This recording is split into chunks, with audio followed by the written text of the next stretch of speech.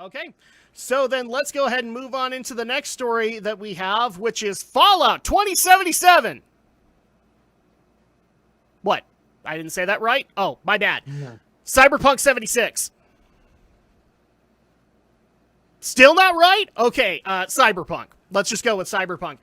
And the absolute abject failure that Cyberpunk has been. Although, you can't say that financially. It's still done fairly well. At least to my knowledge, it's done well. I don't know what the refund numbers are looking like, but let's get into this. Cyberpunk 2070 launched. I'll get it right eventually. Cyberpunk 2077 launched to... Controversial seems too light a term. It just seems too light a term. It was a broken fucking mess. The only thing that I have heard that works is the penis slider. Yes, that's right. You heard me, and I will repeat it. The only thing that works is the penis slider. Is there a boob slider too, or just there is, and that's the other thing that works too.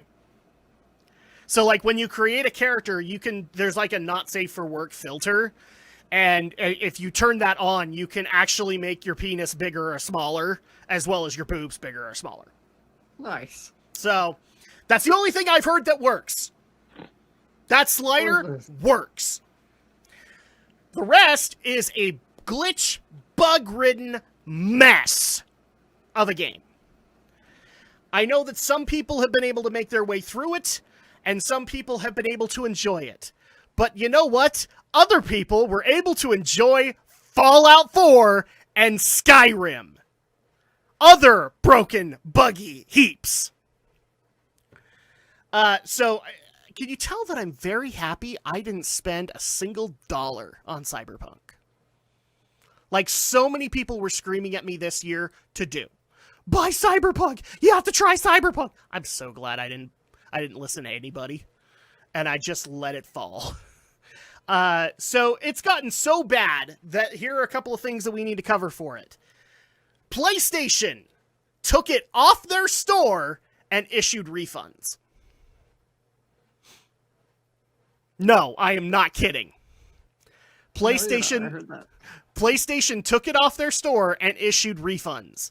They've actually since pissed off some Sony fans who just still want to play Cyberpunk. I believe if you still have a physical copy, you can still play it. But if you want to buy it digitally, not possible at all. It is not on the digital store, and they have since severely criticized CD Projekt Red for their interpretation of it, or for their release of it. What also is very interesting is... we forgot to mention this in our Cyberpunk coverage, but a lot of review copies were restricted to PC. And a lot of people couldn't figure out why, because, you know, for a multi-platform release, this thing should be coming out. Turns out CD Projekt Red knew exactly why, because the console version is buggier than the PC version.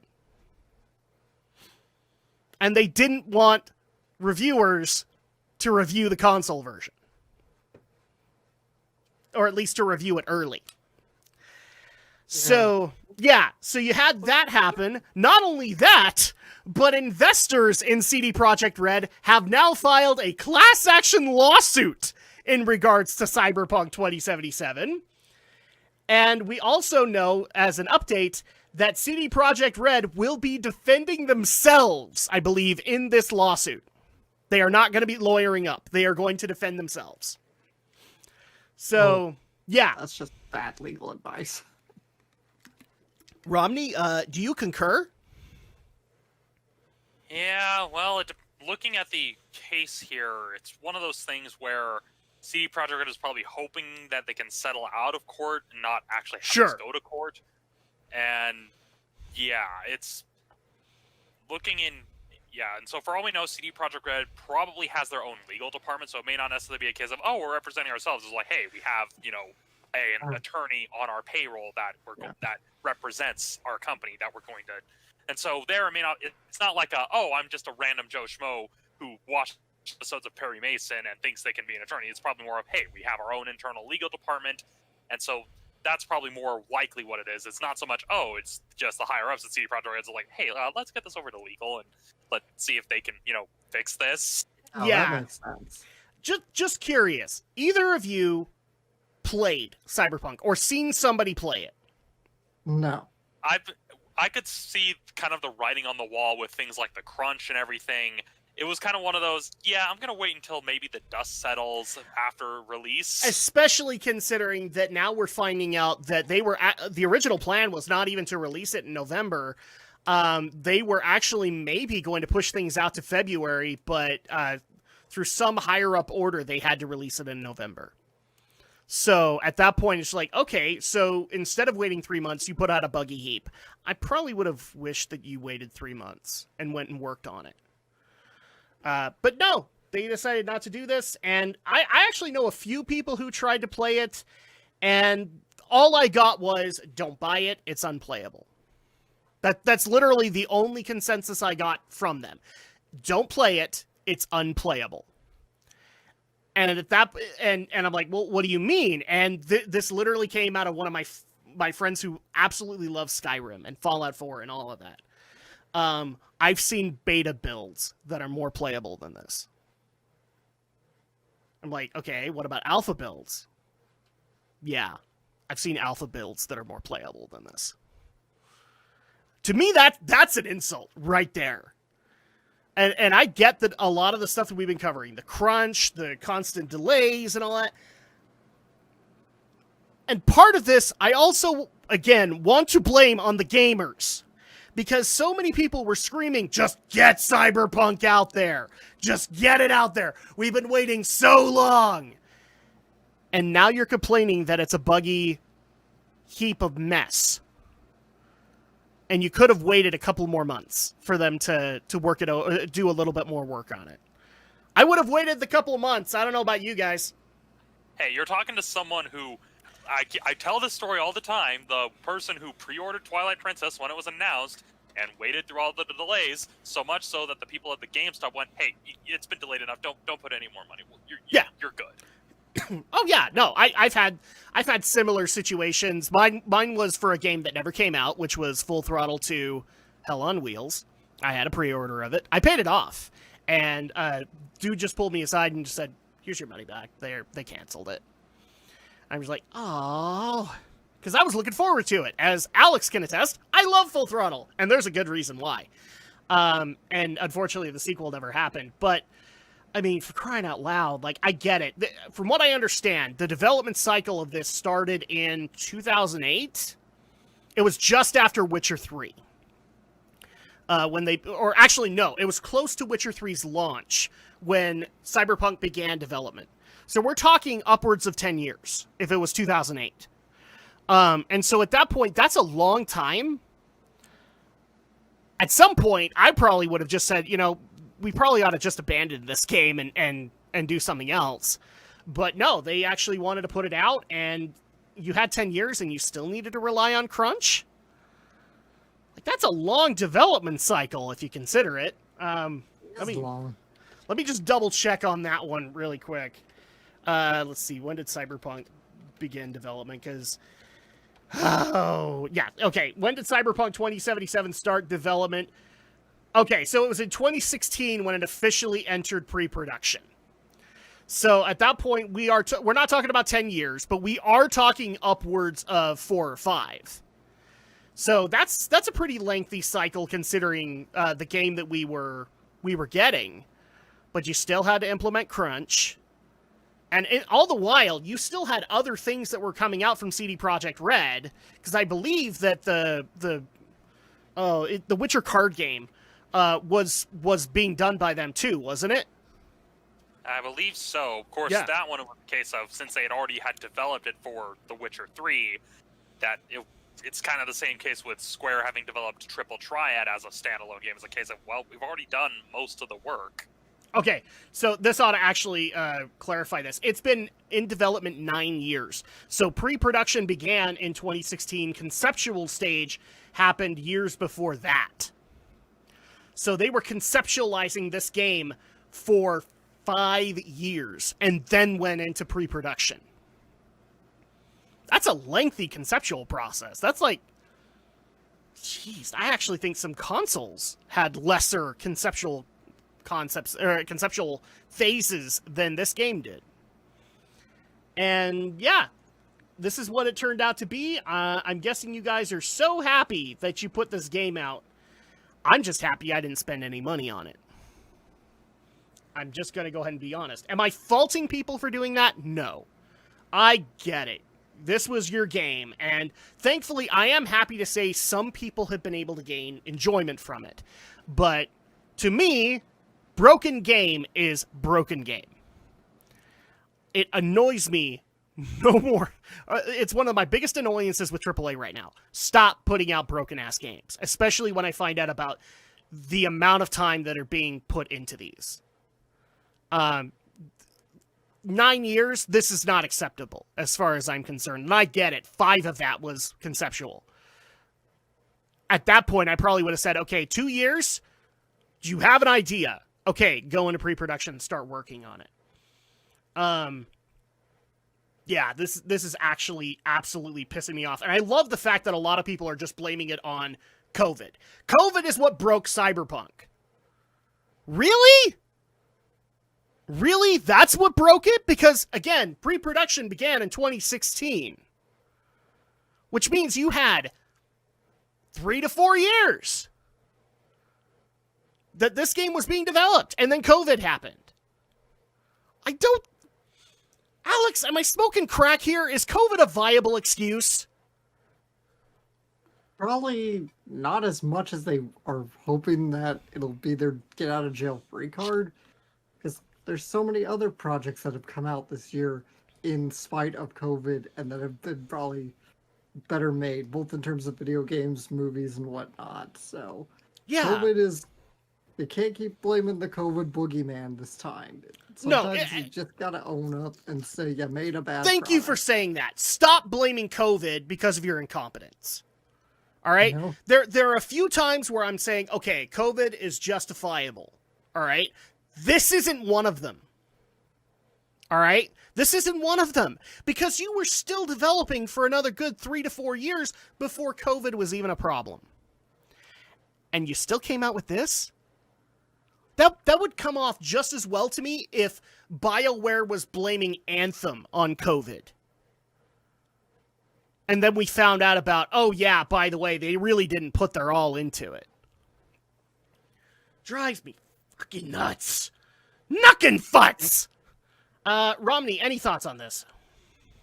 Honestly, it kind of goes back to the same case, like I mentioned with people acknowledging that, hey, entertainment media executives don't care about you. It's the same case of, hey, gaming companies don't care about you fans. Why do you feel such an ardent need to come to their defense when they are screwing up? Well, not only that, but like, okay, maybe I'm jumping a little too far, but it just has felt to me this entire year that the passion is just gone in AAA right now. Am I wrong about that? Well, I mean, it's definitely is shown with a lot of the stuff that has been that has had the massive AAA budgets behind it. I mean, when you consider the games that kind of dominated the discourse throughout 2020, I mean, we started with Animal Crossing, which was I wouldn't really consider Animal Crossing AAA by a traditional sense. No. That game got a massive amount of traction. Because it's a separate, it's a second-party team that does Animal Crossing, right? Yeah, and Nintendo themselves even acknowledge, hey, we know this is a niche franchise. We're not going to try to make Animal Crossing into something it's not meant to be. Yeah. But then when you consider how later on in the year, the next big game that everybody started talking about and that everybody started playing was a small little indie title called Among Us. And so it's kind of one of those that, hey, nobody's really, like, the only AAA game that people were really talking about, and a large part of it being the anticipation, was Cyberpunk. And maybe to a lesser extent, Miles Morales, if you were in that specific sphere. Even Fall Guys feels like it had more passion and effort put into it than Cyberpunk. Yeah, and it's one of those things where, I mean, the thing that really got my goat and was formed a large part of why I'm probably still not really going to buy Cyberpunk, when there was a literal section of the game that used images that hospitals use to induce seizures in the game And when when a video game reviewer decided to call attention to the fact of, hey, this game literally has imagery that will trigger a seizure, and as someone who's epileptic, this is very dangerous. And then suddenly a bunch of these Cyberpunk fans just came out of the woodwork and just like, oh, they're bad-mouthing the game, just don't play it. Going so far as to send this reviewer videos with that same imagery specifically to cause a seizure, which under US law classifies as assault. And so because we have people like that championing this game, I'm just like, I'm not going to bother with it, because why would I listen to these awful people that literally tried to trigger someone a seizure for bringing up the fact that, hey, this game can trigger a seizure. You should probably fix that, CD Projekt Red. What also just like, and this is just me, because I think you've been one of the people that have been doing this, is I have gotten hammered so many times, go play The Witcher. You would love The Witcher. Go play it. And I look at Cyberpunk, and immediately it just makes me go, I don't want to go play The Witcher. Because, let's just say for the sake of argument, I play Witcher 1 through 3, I think they're amazing, and then Cyberpunk is the next thing in their library. That would be disappointing. That'd be a big effing letdown. Yeah, I mean, from what I've heard, my older brother does play Cyberpunk. He got it on PC, and so far, it seems to be running perfectly on PC. It's strictly, from what I've read... if you got a higher-end PC, it works really well. Yeah, higher-end PC, or if you specifically have the newer consoles, the PS5 and the Xbox Series X, it's the current gen where it's really screwing the pooch here, which at that point, just put it out next gen. Yeah, which that's the thing the key thing is, I get why CD Projekt Red wants to put it out on current gen consoles, because they know, hey, it's still too early, we're not quite in the early adopter phase for the PS5 and the Xbox Series X, so we need to develop these versions on what's currently available, so that way we can get that kind of the market share. But it's kind of one of those cases where it shows, hey, this is what happens when you rush out a product. Yeah. That's when they should have taken the Spider-Man approach and just release a next-gen version down the road a little more. Focus on the current-gen titles that you've been working on for many years, then go back and spiffy up the rest and go make the next-gen version. Yeah, it's... Ugh. This drives me so crazy, especially considering, like, for all those who are going to say, yes, but we had some good games that came out. Okay, I'm going to give you this. Because as we just barely pointed out, Animal Crossing was good, and it has still continued to be good, but we're talking second party. I know a few people who are going to bring up Doom Eternal. Again, second party, because it is the second party under Bethesda. So at that point, I'm not really throwing them in there. But Naughty Dog, CD Projekt Red, like, I can't say that of either one of them. Even Sucker Punch, second party. Like, all first-party titles have been... Well, Naughty Dog is second party as well. But, like, all those titles are just, like, the biggest the biggest turd on 2020, as far as I'm concerned. And that's really sad, considering that, a lot of people are starting to lose faith in AAA. In AAA American companies being able to do their job. And speaking as a guy who's a fan of a certain company, I've got a video coming out about that one! So, So, final thoughts on Cyberpunk. Don't buy it. Just do yourself a favor, don't buy it.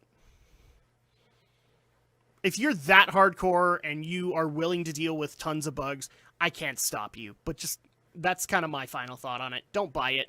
Don't endorse this kind of behavior. Don't do it. Final thoughts, Romney and Alex? Well, that's pretty much all that can really be said, is that, hey, either if you really are desperate to buy it, make sure you have a good gaming PC, I guess, because anything less, and you're walking into a world of pain. But it's also a case of, hey, or a PS5 or a Series X. Yeah, if you can find them, if the scalpers haven't snatched them up again. That's true. Yeah, we haven't even talked about that, but the scalping is kind of ridiculous this gen. We might have to take that on in an upcoming podcast.